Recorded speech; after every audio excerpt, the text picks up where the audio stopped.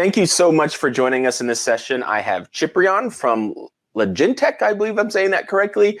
And we're going to be talking about how they're using Dapr today in their applications. Ciprian, can you give me a quick introduction of who you are so that everyone knows who you are and what your company does? Yeah, hi everybody. So I'm Ciprian, as you already mentioned, and you are correct. It's called the Legentic company. We are located in Norway, and we are a company that gathers data, enriches, structures it, and provides it as help for insurance companies, law enforcement companies to find fraud online. So to give an example, like stolen cars or stolen expensive objects like watches and so on. Interesting. So you take data in one side and give us better data out on the other side. Can we look at like what the flow of that data looks like? Yeah, sure. Right. So as you said, we take in unstructured data, and pretty much all the time it's raw HTML. And then we have this, we call it a plugin handler, which is kind of like a manager of all the microservices that we have. And each microservice, we call it a plugin because we think of it as something that we can take away or and replace it with something else and so on. So as you can see here, we have a bunch of plugins, and I call them 1, 2, and 3 because they have to follow a certain path, right? Because let's say plugin 2 requires a result from plugin 1 to be able to do its work.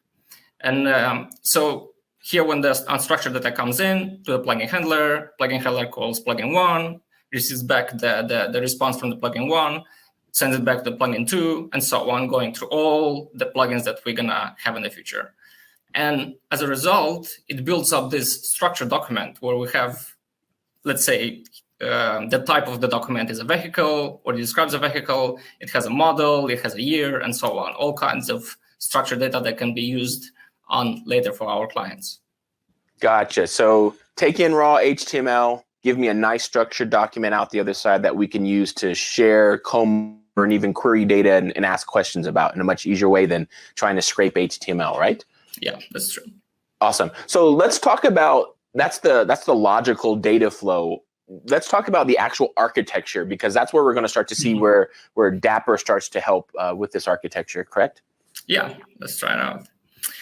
Yeah, so here's a generic overview of the architecture we have. We host pretty much everything in AWS. Okay. And you can see here the outline, the black outline is where AWS environment is. And within it, we have the Dapper environment. Gotcha. On top here, we have the plugin handler, which is kind of the public entrance of the pipeline, of our data pipeline. Here we take in all kind of crawl data to be able to push it within the pipeline. And the plugin handler pushes messages to RabbitMQ, publishes messages to be more precise. Yep. And for example, here we have a parser that kind of takes in that HTML and does something with it, and then in its own time responds back to the RabbitMQ, which the responses get picked up by plugin handler, and then it goes further and does the publishing to the plugin image service. So as you can see here, there's a bit of difference because the plugin image service it connects to its own S3 bucket, for example, right? So it can have access to outside resources of the Dapper environment, let's say. But this is its own kind of thing that it knows how to do, and we don't have to worry about that. And so on, it goes through the series of plugins, as I've explained a little bit before. And all these plugins that we have, they only know to do one thing, and they know to accept a request and do a response. And then Dapper kind of helps us to facilitate all this communication between the plugin handler, all the plugins, RabbitMQ, and so on. Awesome. So looking at this picture, I see that you're using RabbitMQ, but I would assume you're only using that in the cloud. What are you using as a developer local on your machine? Are you still using RabbitMQ, or are you using Redis or something else? Yeah, you're right. We use RabbitMQ in our production or staging environment, but locally this would be a bit of an overkill. So Right. we use Redis. So it's very. It turns out to be very easy to switch the pub sub between production and dev environment. Yeah, and I think that's one of the things that a lot of people benefit from when they're using Dapr is that ability to have a really nice, fast onboarding for a developer, because I don't need to have RabbitMQ. I don't need to have all this big, heavy, hard to Right. provision infrastructure on my development machine. I can simply run a Redis container, develop using PubSub, and then move that code without changing it to any environment that I want, and then change that backing service to RabbitMQ or to Service Bus or to whatever else that I want to, and my code stays the same. Yeah, that's true. So speaking of code, what language is this written in? Most of our plugins and plugin handler included are all developed in Python. Python. Okay. And what framework are you using? Because I know I'm not a Python developer, but I know there's things like FastAPI and there's Flask and I think there's Django. Like, which one are you using? Well, currently, we're using FastAPI. We before used to use Flask, but we found out that FastAPI is much better for us. Gotcha. I noticed that Dapr shows up on the screen when you're talking about the pub sub, but I also noticed that you're talking to like S3 storage and Elastic. Are you using Dapr for that communication as well, or are you just taking a hard dependency on the SDK to talk to S3? Yeah, every plugin that connects to an external service, it connects it in its own way. It doesn't include Dapr, so it will use an SDK or some other clients that they have. So even if I'm a developer working on my local machine, I'm still connecting to the actual S3 storage in the cloud today. Currently that's our setup. Yeah, that's interesting, because one of the things that I like to explain to people is that Dapr can be used as much or as little as you like. In this scenario that you currently have on the screen, you're just using it for PubSub, and that's perfectly okay. If you already have solutions for those other areas, or they're not causing you any pain or friction, then there's no reason to take more than you need. But I like this as a great example of incremental adoption of Dapr by just using PubSub. But I would encourage you, however, because those other building blocks are awesome, because when I'm looking at this screen and I'm seeing your dependency on Amazon's S3, it seems like that could also be a Dapr abstraction there, so that when I'm a developer running locally on my machine, instead of me having to provision something in S3, or I'm on a long flight overseas and I can't develop anymore because I don't have that reliable network connection to the cloud, if I already put Dapr, another Dapr component there, I can actually abstract away that communication to storage, and then when I'm developing locally, just be writing to a file store. Yeah, that sounds pretty good. I think we'll have to look at that a bit more. Yeah, because then like you don't have to like log in to use special tools. You don't have to provision it. Even if you wanted to see, did the file land the way that I wanted it to, you kind of have to remote in and use cloud and use the network. But you could just look at a folder on your hard drive and say, yep, there are all the images that I expected to be downloaded, and I can see that they were downloaded correctly. So even after this is over, I'd love to sit with you and talk about other places where we might be able to incrementally adopt additional parts of Dapr as well, because that level of abstraction that we provide, it's more than just having the freedom to change in production what your backend is like. It gives the developer a level of abstraction that makes their F5 experience very fast and proficient. But again, this is a fantastic example of one, Dapr being agnostic to the cloud, because you're not using Azure, you're not using GCP, you are solely running in AWS, which is great. You're using Python with FastAPI, which shows that Dapr can be used by any language. It doesn't matter what language you use. And what I think is also interesting is that Dapr works with languages that haven't even been invented yet. Right? As long as you can do an HTTP or a gRPC request, you can actually do all the cool stuff that you're doing as well. So we've seen the architecture. We've talked about some of the things you might be able to do in the future. What I'd like to do now, if you don't mind, is can we actually see the code run so we can figure out how Dapr played into your development? Yeah, I'm gonna try to share my screen and cool. A short demo here for you.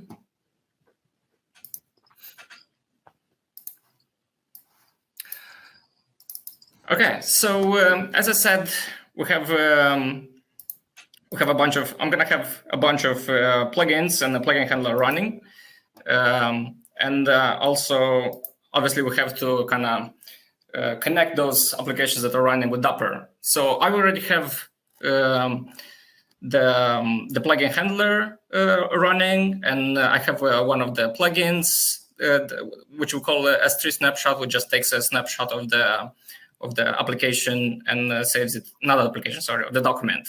Okay. Saves it in the S3. And then I have one more that I'm gonna just start right now, which does the I'm gonna start the S3. Yeah, not the, and the image service is the one that downloads the images. Gotcha. So as soon as I run this command, because I have this plugin already running, it's gonna try to subscribe to my application. Got it.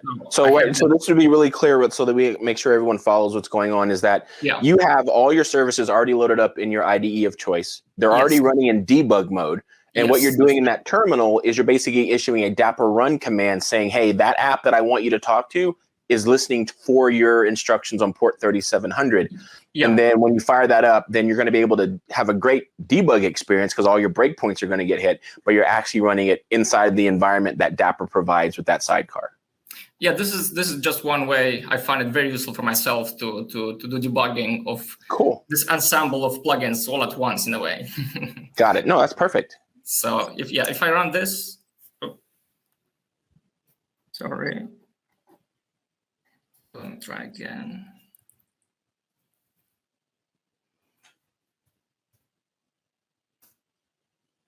Yes. Okay. So this is the image service that. So currently, it's trying to. The Dapr is trying to subscribe to my plugin. So and this is just a GET request, and when it's trying to subscribe, it's going to return with all the pub sub. Let's look here. The pub sub name, the funnel, the topic, which is the topic of the current plugin. So this is kind of how, as I said, this is how the application, the Dapr connects to my application. Right. So when you issued that Dapr run command, I noticed that you had an app port. And this is when you were saying, hey, Dapr, when you want to call me and talk to me, like this is the port that I'm listening on. And one of the first things that it's done is it said, do you want to subscribe to any pub sub events? And this is you responding to that saying, yes, I do. And this is the topic I want to listen to. This is the pub sub component I'm registering with. And this is the route that I want you to call me back on whenever something shows up in that pub sub component. Yeah. Got it. You're so much better at explaining. No, I'm just making sure that everyone that I'm following along and everyone will follow along. All right. So as soon as I continue, I can go back to my terminal and see that Dapr has been kind of connected to it, and I can look in the logs and see that it listens to this topic and so on. So I can kind of understand that my application is actually working. Right, so I actually have another application that will try to push some messages to all this pipeline, and I'm gonna try to hit a few breakpoints to see how how the plugin handler communicates with each plugin and gets response from each plugin and so on. Perfect. So let me try this out here. So this is just a sample document that you use to test that your code is working. Yes, that's and we're just pushing that. Got it. And we're just pushing that onto the pipeline. That's correct. Yeah. So this is a plugin handler, and this is our public endpoint that receives all the messages. So as soon as I'm sending a message, the public handler receives it, does whatever it has to do with it, and it's gonna try to push it forward to the first plugin. So if I'm gonna So this is a breakpoint just before it does the request to push the messages to the pub sub. So if you can see here, this is my local host, which Dapr runs on, and I do a publish, and this is the name of the plugin, which is the topic of that plugin. Got it. Yeah, because if we break down that URL that you're showing there, that port 4188.885 was provided for you as an environment variable. It's like when you do the Dapr run command, it sets up these environment variables so that your code is also not hard coded. Your code is able to be very dynamic because the port that Dapr is running on might change, and Dapr is able to say, hey, when you need to talk to me, like this is the port, and it's saying, hey Dapr, I need you to publish onto the funnel dev pub sub component to this topic. Right, and then you're just giving it the data that you want it to actually publish there, right? Yes. So this is the payload here. Perfect. So and when I publish this, I expect to receive a message on the plugin image service plugin, just as it says here. And let's see if yes. So here is the image service plugin. And here is when it receives the request. So like we can see here in the request that it has all kinds of data that comes from. Let me just try to make this. And let's look here, maybe a little bit better. I noticed some interesting information. Like I even see like your tracing context and. Oh yeah, like that's that's something that it's also we set up to do a bit of tracing using Dapper as well, using the tracing from Dapper. So maybe I can just run you through this a little bit. Sure. And find out. So as we kind of discovered that Dapper appends a tracing header for every request that goes through. So we can see it here. This trace parent. Gotcha. And so we extract this trace parent and we kind of push it forward through every plugin to be able to kind of connect them and see a whole, so how the document goes, our document goes through each plugin separately and kind of follow a trace. Yeah, that's interesting. I like the fact, because a lot of people might not know this, that you're taking advantage of the observability feature of Dapr that you just get by using Dapr, right? There's nothing you have to do, but what you're doing by actually taking that parent trace and propagating it along is you're helping Dapr realize that all these calls are related to one document. Exactly. Right. Otherwise, you would just get all these entries, which are still valuable because you know, like when they happened, how long they happened. Yeah. But now you're going to be able to see that when this first document entered, I can actually walk that same document through the entire path of my code by simply adding basically 1 or 2 lines of code here to propagate that. Very cool. Yeah. So, and here's the payload that comes from our plugin handler, and this is kind of some of the item itself, which for us is a document. And from now on, we're gonna let this plugin do its job. Okay. And then we have this function called doer, which does its job, whatever you have to do. It's not important for us anymore. And then at some point, at this point it's done its job, and it has to go back and respond with the result it got to the plugin handler, which will collect all those results and build up our structured document. And this is just before doing the request to plugin handler. So you can see same pops up. It's just a different topic, which is the topic of the plugin handler that the plugin handler is listening to. Perfect. And then as I continue, we see that we're back to the plugin handler. Yep. And this is the other endpoint, which is not public anymore, of the plugin handler that receives all the responses. Gotcha. So this is the plugin handler also registered or subscribed to different topics inside of RabbitMQ, which the plugins are able to use to communicate back and forth with the plugin handler. Yes. Got it. And this is the second. So once the plugin handler receives the response from the first plugin, it appends it to the document and invokes not invokes, but tries to publish the document to the next plugin. So in this case, we call it the S3 snapshot plugin. Gotcha. And now it's the same. Again, it receives back the response from the S3 snapshot plugin, and it's gonna append it to the document. Gotcha. Yeah, and this is kind of a quick overview of how we run things. And what I like about this is that you're having a really good like debug experience, right? You're setting breakpoints, you're able to hit them, you're able to jump from one microservice to the other microservice and kind of see how their communication works. And I think that's one of the things that I like the best. And I've noticed that when I'm looking at your code, I'm not seeing a lot of heavy lifting or a lot of code to parse data. All this data just comes to you in the format that you're able to use immediately in all of your routes, right? All of the methods that you've written to have your routes. Which I think, again, is some of the great stuff about using Dapper, is that with something as little as an attribute, you can subscribe and deal with the data that you're working with. Yeah. So one of the things I'd like to talk about, because we talked a little bit about propagating that trace parent. Do you have Zipkin running to where we could see what the Zipkin dashboard looks like? Yes, I do, but there'll be a little bit of let me try it out and see how it works. We're still in the development phase, so some things work, sometimes they don't fully work. But because you've seen, I think some of the messages that I've been working on, they kind of timed out. Okay. So we might see a structure that's not fully correct, but okay. I can. I think I'm gonna have to run again through the whole pipeline just to create a better. I guess without your breakpoints too, right? Because what it looks like what's happening is that it was retrying because it was saying, hey, this is taking too long. Yes. But I think what's really interesting is that being able to see that even in Zipkin, that like I timed out and I had to try again, is still really valuable information, because if you don't see that, it might be an indication that your retry logic isn't working like the way it's supposed to be working, right? Things are just timing out and not having the right effect, which is interesting too.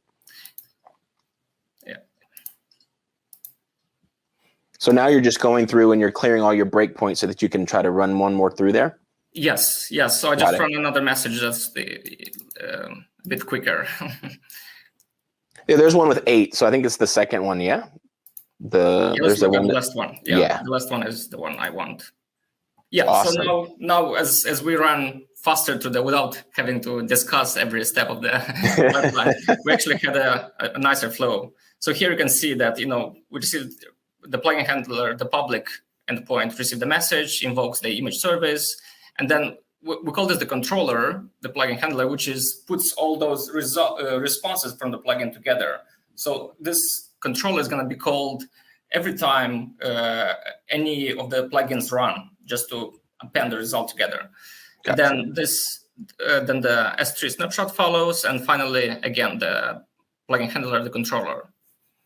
So the plugin handler and the controller seem to orchestrate who gets the next message and got it. And then what's really cool here is being able to visualize exactly how where your document entered, which services it went to, in which order it went to those particular services. And you also get to see things like duration. So you'll be able to determine if one of your services is much slower or the bottleneck of your process too. Yeah, and this kind of makes very much sense, because the image service, it actually downloads the images, so that kind of naturally will take a bit more time. It has to connect to other services and so on. Gotcha. This is very, very useful. I've found a few of the difficulties with my application just looking at this, kind of understanding easier how the flow goes. Gotcha. And this is Zipkin. So being able to see the way that the messages are being processed has given you ideas where you might be able to optimize, right? Like, do I really need both of these two involved in the orchestration of the movement? Maybe you can actually make your code more efficient thanks to being able to see it. Because had you not been able to see this, like we're in our minds, we're trying to think, I think I know what it's doing. And those breakpoints make sense, but there might have been pieces of code that you didn't set a breakpoint in that aren't getting hit, that you're not even realizing are being part of this loop. But when you see it on the screen, you're like, oh my gosh, I didn't even think that I was calling back into this particular service. Let me go see why I'm doing that, and maybe make this a place where I can be more efficient by eliminating a hop through processing the document. Yeah, no, actually here I have an example that exactly what you're talking about. This plugin handler, the public endpoint, technically it shouldn't, we'll have to figure it out yet, but it shouldn't be called, but only the controller part. Gotcha. Because it should be only the entrance point of the whole pipeline. Gotcha. I think we probably have some inconsistency there, that it's being called does some extra calls. Although they're super small, they still extra. No, for sure. Those are hops on the network, potential areas where something could fail that it doesn't need to fail. And also, it's just going to put more taxing on that particular handler, especially, again, I think that this is so valuable. A lot of people don't think that observability is that important, but this is a great example of where just seeing it visually has already said that doesn't look right. Like, that's not what I expected to happen. And one of two things, I need to go better understand the flow of our data, or realize that that's redundant and we can now be far more efficient, because you might end up, if you're in a big, heavy traffic scenario, having to scale out your plugin handler simply because you're calling it too often, not because you actually needed that additional scale, right? What you needed the bigger scale on is one of these other microservices, but now we're scaling out several of them because you're calling one of them potentially for reasons you don't need, which is fantastic. So again, it's really cool to be able to see how you get this for free, but with just a couple of lines of code that you added just to propagate along that parent trace header, so that Dapr is able to say, oh, okay, I see these things are related. Another thing that people might not know about the tracing, which is really cool, is you're using Zipkin now, but just like every other component we have in Dapr, you could replace this with something else. You could replace this with whatever tracing tool or observability tool you like. For example, I'm obviously a fan of Azure. So Application Insights, I could actually have this same visualization inside Application Insights inside of Zipkin, but on-prem, again, using Zipkin that runs inside of a Docker container that's automatically installed when I do a Dapr init. So when you did a Dapr init, you got Redis for free, you got Zipkin for free, and you got all this functionality in this great dev environment with no modifications whatsoever. And then you go in and you change your configurations. Speaking of configurations, could you quickly find like the actual pub sub configurations? Do you have one of those handy? Yeah, I think so. Yes, so right here in our development deploy folder, we have the Dapper configurations for our staging environment, and cool. Here we have the pub sub component that we configure to be deployed on the staging environment. Okay, and we have quite similar thing, but similar but different for the local deploy environment, which is the same pub sub, but it's Redis in this situation. So it's much less to correct put together. Yep. As long as that the type there on line looks like line 6 on the right hand side and line 8 on the left hand side, that's actually making it different. It's just saying, hey, I'm Redis now, but I want to be RabbitMQ in the future. And this is the only thing that changes. And you can change this in your CI/CD pipeline.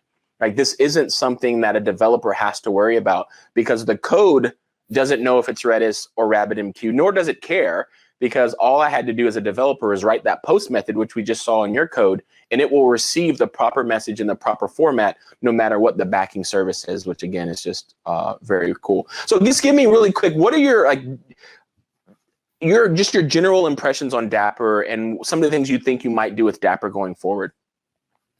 I think we are interested in the furthermore in the observability part. I think we'd like to, as you mentioned, maybe because we're already extracting a lot of logs and pushing them to Elasticsearch, and we'll be interested to see if we can do the same, kind of have one unified place for traces and logs. Also, we're quite interested in the binding part of the Dapper, because as you mentioned, like we'll see with the S3 if we can do something, change things around a little bit, and instead of making direct connection, do like a binding maybe, or Yeah, so I'd be more than happy. Like, we should set up a meeting, just the two of us, because I think there's some cool places where we could go and leverage Dapper. Because I really think that S3, giving your developers a really cool like F5 experience, to where they're just looking at a local file share on their actual machine, a folder, would be a lot more convenient than having to connect to a cloud resource just to do local development. And again, the code won't have to change, which would be really interesting. So this has been an awesome tour. And again, it highlighted a lot of things that I think people need to understand about Dapper, is that you can use it on any cloud. and you're using it on AWS. You can use it with any language, and you're using it with Python, and it just gives you this great F5 experience because of those levels of abstraction. And finally, you can use as little of it as you want. In this example here, you're currently using the pub sub, and you're using observability, and you've already identified places where you might be able to go ahead and add additional functionality. So Ciprian, I just want to say thank you so much for hanging out with us and sharing with us what you're doing with Dapper. The pleasure was all mine. Awesome.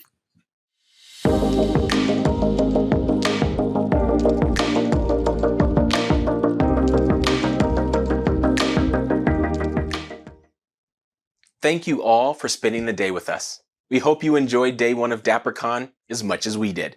Be sure and join us tomorrow for day 2, where you can participate in a workshop and get hands-on with Dapper. If you plan to code along, be sure and install Git, Visual Studio Code, Docker, the Dapper CLI, and initialize Dapper locally. If you are a C# developer, make sure you have the .NET 5 SDK, the C# extension installed in Visual Studio Code, and PowerShell. For Java developers, you will need Java 16 or later and Maven 3.8.2 or later. And for Python developers, you will need Python 3.9 or later and the Python extension for Visual Studio Code installed. For more details, visit the Dapper blog. Have a great rest of your day and see everyone tomorrow.